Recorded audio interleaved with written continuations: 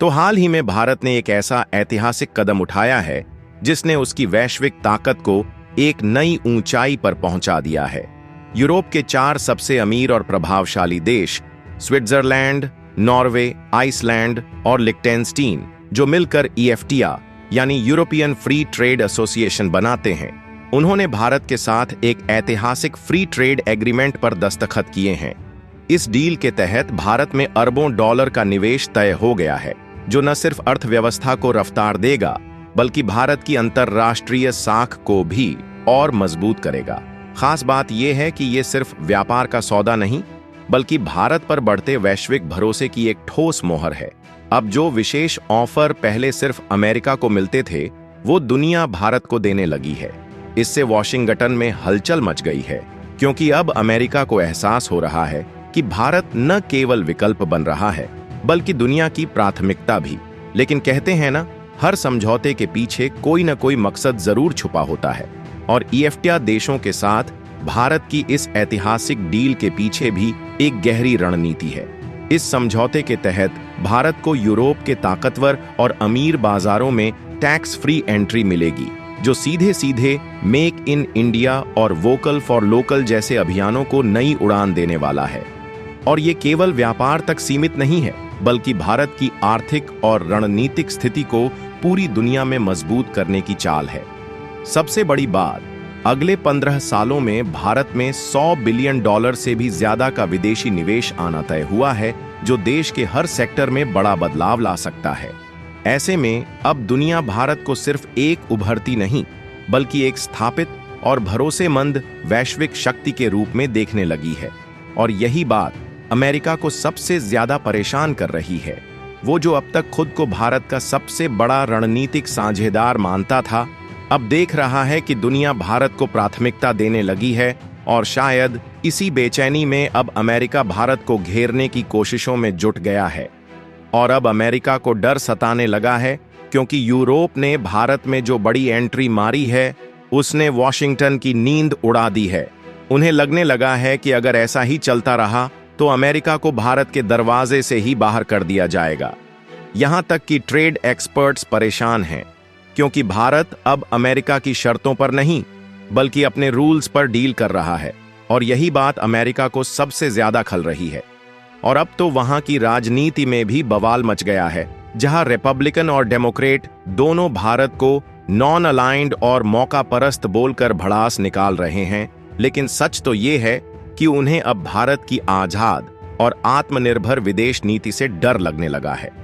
और देखा जाए तो कभी भारत को कंट्रोल करने के लिए हथियार दिए जाते थे, टेक्नोलॉजी ब्लॉक्स बनाए जाते थे और ITR जैसे कानूनों से घेरने की कोशिश होती थी। लेकिन अब वही भारत इन सब नियमों को साइड में रखते हुए यूरोप से सीधी और बड़ी डील कर रहा है, जिससे अमेरिका के टेक और फार्मा सेक्टर को इतना नुकसान हुआ है कि अमेरिका की कंपनियों की मुश्किलें इस कदर बढ़ गईं कि जो कंपनियां पहले भारत में R&D या मैन्युफैक्चरिंग करना चाहती थीं, अब उन्हें यूरोप की बड़ी बड़ी EFTA कंपनियों से सीधी टक्कर लेनी पड़ेगी, और इस दौड़ में वे पीछे छूट सकती हैं। देखा जाए तो भारत की नई नीति स्ट्रैटेजिक मैन्युफैक्चरिंग पार्टनरशिप के तहत यूरोपीय देशों को अब ज्यादा छूट, लॉन्ग टर्म सिक्योरिटी और पॉलिसी क्लैरिटी दी जा रही है, जिसे अमेरिका की डील्स में अक्सर इग्नोर कर दिया जाता है। यही वो असली मोड़ है जहां तस्वीर बदलती नजर आ रही है, जहां से भारत की इकोनॉमी पर अमेरिका की पकड़ अब ढीली पड़ने लगी है। EFTA डील की सबसे बड़ी खासियत यह है कि इसमें भारत को सिर्फ अरबों डॉलर का निवेश ही नहीं बल्कि अत्याधुनिक technology, skill transfer, green energy corridor और EV सेक्टर में बेहतरीन सपोर्ट भी मिलने जा रहा है, और वो भी बिना किसी राजनीतिक शर्तों के। न कोई ह्यूमन राइट्स का उपदेश, न डेमोक्रेसी की लेक्चरबाजी, और ना ही डिफेंस अलाइनमेंट का कोई दबाव। पहली बार किसी पश्चिमी ब्लॉक ने भारत को बराबरी के स्तर पर सम्मान दिया है, बिना डिक्टेशन, बिना धमकी और बिना शर्तों के। यही बात अमेरिका को सबसे ज्यादा चुभ रही है, क्योंकि अब भारत झुकने के लिए नहीं बल्कि शर्तें तय करने के लिए टेबल पर बैठ रहा है।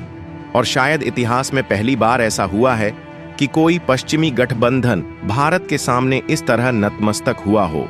साथ ही ये अमेरिका की उस पुरानी विदेश नीति का अंत है जिसमें वो भारत को बस एक मैनेजेबल पार्टनर समझता था।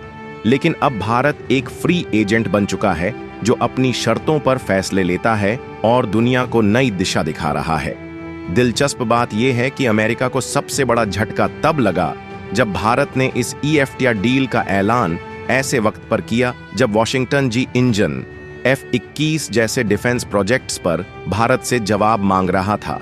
लेकिन भारत ने न कोई सिग्नल लिया, न किसी का इंतजार किया और सीधे EFTA से डील साइन की और साफ कर दिया कि अब हम किसी के मोहताज नहीं हैं और भारत अब अमेरिका की मर्जी से नहीं, अपने नेशनल इंटरेस्ट से फैसले करता है। और यही बात अमेरिका की सुपर पावर पॉलिसी को सबसे ज्यादा चुभ रही है। लेकिन यहां पर भारत ने जो डील फाइनल की है उसकी बड़ी खासियत यह है कि भारत को अब न कोई टैरिफ झेलना पड़ेगा, न ही कोई कोटा बंधन। भारत अब जो चाहे, जितना चाहे और जहां चाहे एक्सपोर्ट कर सकता है, वो भी बिना किसी रोक टोक के, जो कि अमेरिका के GSP सिस्टम से बिल्कुल अलग है, जहां हर छोटी चीज पर नियम, शर्तें और कंट्रोल का जाल बिछा होता है। यानी अब भारत अपनी शर्तों पर ग्लोबल मार्केट में उतरेगा, वो भी यूरोप जैसे बड़े और हाई कंजम्पशन वाले बाजार में। और अब भारत सिर्फ मैन्युफैक्चरिंग हब ही नहीं बनेगा, बल्कि दुनिया को ये भी दिखाएगा कि आज की ग्लोबल पॉलिसी वॉशिंगटन में नहीं बल्कि नई दिल्ली में लिखी जा रही है। इससे अमेरिका की क्वेट जैसी पहलकदमियां भी धीरे धीरे हाशिए पर जा सकती हैं, क्योंकि भारत अब इंडो पैसिफिक से लेकर यूरोप तक अपने दम पर एक नया रणनीतिक रोडमैप तैयार कर रहा है।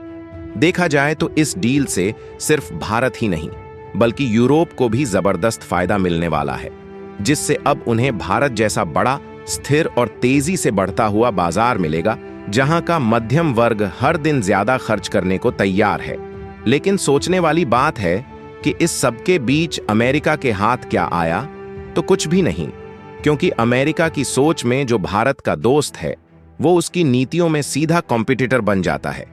ऐसे में इस पूरी कहानी में सबसे ज्यादा बेचैन है अमेरिकी मीडिया, जिसने तुरंत भारत को टू इंडिपेंडेंट और नॉन कोऑपरेटिव पार्टनर कहना शुरू कर दिया। यहां तक कि अमेरिकी अखबारों ने इस डील को वॉशिंगटन के लिए वेक अप कॉल बताया है। यानी कि अब खुद अमेरिका भी मान रहा है कि उसने भारत को बहुत हल्के में लिया था, लेकिन आज भारत ने उसे मजबूर कर दिया है अपना नजरिया बदलने के लिए।